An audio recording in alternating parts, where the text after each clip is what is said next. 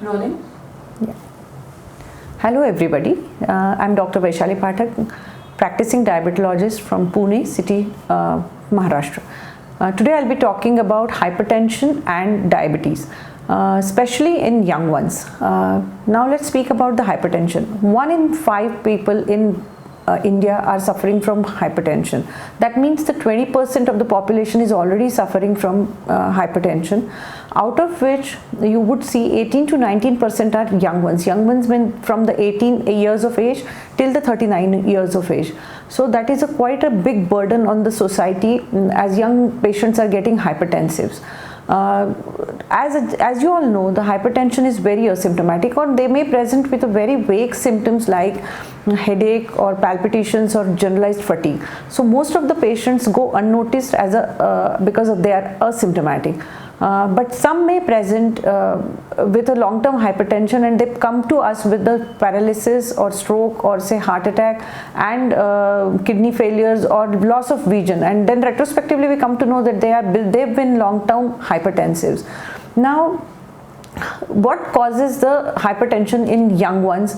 The majority of the reasons are obesity, sedentary lifestyle, lack of exercise, heavy alcohol, smoking, too much of a stress at workplaces, no lifestyle management, eating junk food, excess of salt intake, etc.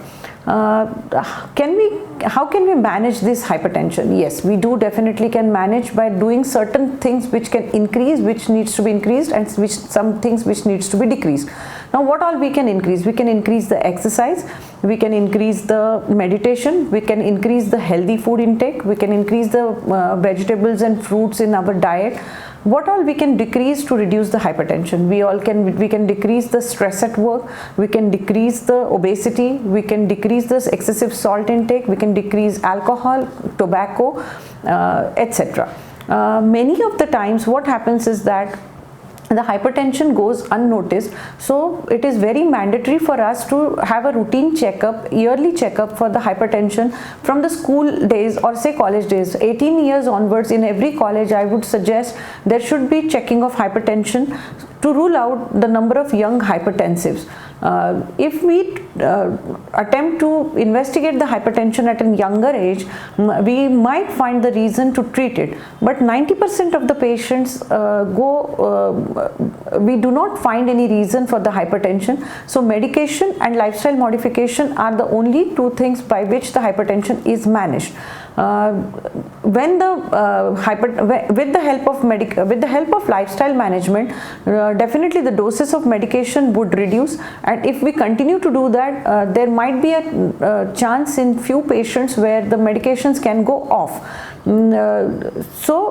Hypertension is asymptomatic. To reduce the burden on the society, definitely we need to treat the hypertension, we need to investigate the hypertension and treat it on time, as it is always asymptomatic. Now let's talk about the cholesterol.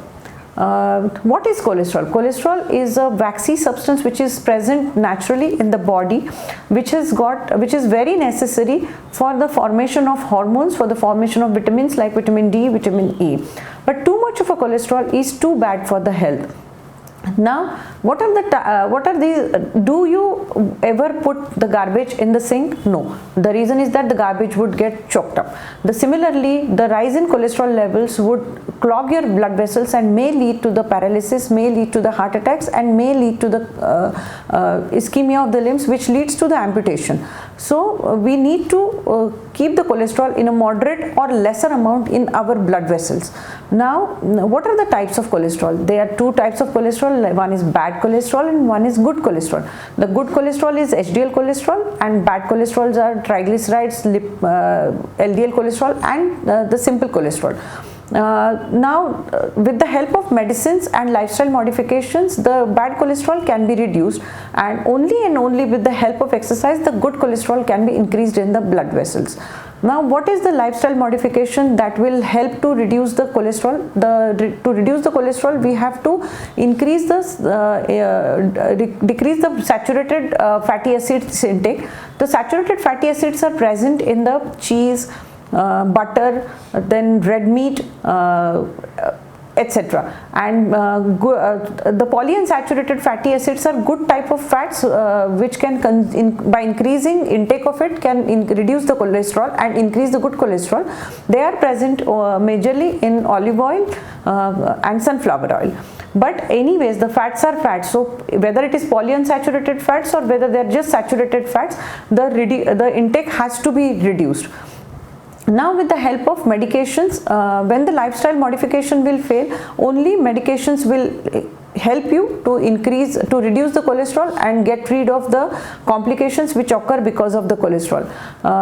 The lifestyle modification includes the weight loss, reduction in fatty acid substances, increase in vegetables, fruits, which will help you to increase the good cholesterol and reduce the bad cholesterol. And routinely, as a yearly checkup, everybody should do fasting cholesterol levels, because whenever there are patients with the history of diabetes, obesity, family history of heart attack, and even in otherwise also, investigating every year might give you the analysis that somebody is having cholesterol on higher side or not.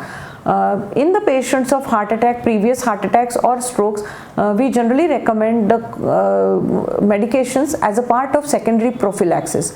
So whether good or bad, the fat intake has to be reduced, the exercise needs to be increased, and when needed, we need to go to the doctors and get it treated. Thank you very much. So you want me to retake?